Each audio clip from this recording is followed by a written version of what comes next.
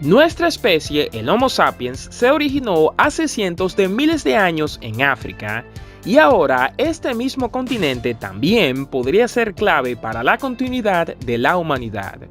Eso es lo que sugieren los estudios de población que anticipan cómo será el mundo a finales de este siglo. Por eso, en el video de hoy veremos por qué África podría salvar la especie humana. Comencemos.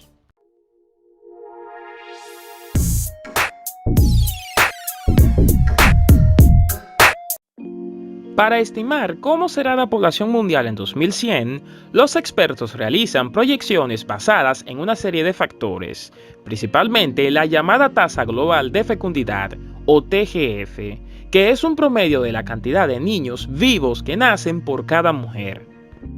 Para que una población pueda crecer o que al menos pueda mantenerse estable, es necesario como mínimo una tasa global de fecundidad de 2,1, es decir, que el promedio de nacimientos sea de 2,1 hijos por mujer, y no solamente 2, ya que se toma en cuenta que no todos los bebés que nacen llegan a la adultez, algo que hace que la tasa global de fecundidad de 2,1 sea también conocida como la fecundidad de reemplazo, y la idea detrás es sencilla. Como las mujeres son casi la mitad de la población, si cada una tiene al menos 2 bebés, la población no disminuirá.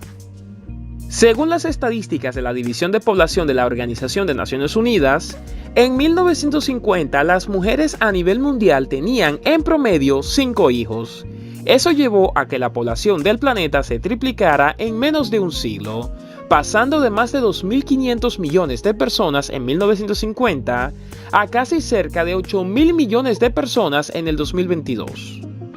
Sin embargo, factores como la creación y diseminación de mejores métodos anticonceptivos, así como el desarrollo profesional de las mujeres en muchos países, entre otras cosas, llevaron a que la tasa global de fecundidad cayera a menos de la mitad, haciendo que en este 2022 las mujeres del mundo tengan en promedio un total de apenas 2,4 hijos, siendo una cifra incluso más baja en muchos otros lugares del mundo, como es el caso de la mayoría de los países desarrollados.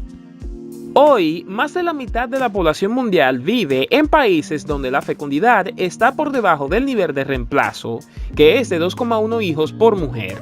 y una gran porción de esta población vive en países con niveles de fecundidad muy bajos y en descenso, lo que ha llevado a los expertos a proyectar que la población mundial llegará a su punto máximo en unas décadas y luego empezará a caer.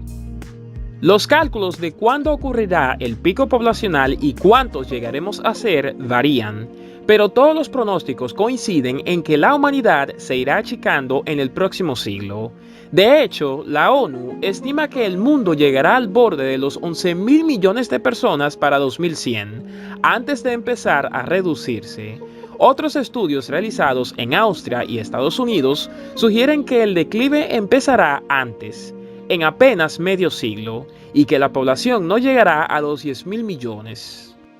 La proyección más reciente realizada en 2020 por el Instituto de Métricas y Evaluaciones de Salud de la Universidad de Washington y publicada en la revista científica The Lancet, indica que para finales de este siglo, 183 de los 195 países del mundo tendrán una tasa de fertilidad por debajo de los niveles requeridos para reemplazar a su población. A primera vista, este descenso poblacional puede sonar una buena noticia. Después de todo, un mundo menos sobrepoblado podría ser uno más sustentable. Sin embargo, detrás de esas cifras se esconde una realidad muy compleja, ya que con cada vez menos jóvenes y una población crecientemente avejentada, ¿cómo harán los países para mantener su economía activa? Es en este contexto en que muchos miran con interés al continente africano, en particular a los países del África subsahariana, que es como se conoce a la inmensa región del centro y sur del continente africano, el cual agrupa a 54 países. Y es que a contramano de lo que ocurre en el resto del mundo, en esta zona, que fue por cierto la cuna de la especie humana, y el lugar desde donde originalmente se pobló la Tierra, la población está creciendo exponencialmente, De hecho, las proyecciones indican que su población se duplicará para 2050, año en que la población del África subsahariana alcanzaría los más de 2.500 millones de personas.